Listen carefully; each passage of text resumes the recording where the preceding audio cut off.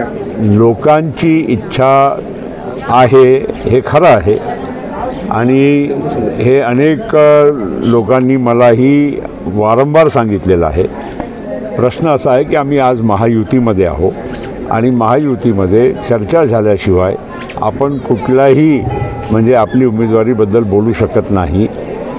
उद्या मिळाली तर नक्कीच लढेन.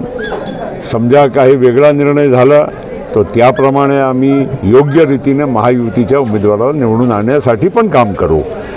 आज किंवा उद्या या बाबतीत दिल्लीमध्ये बैठक होणार आहे.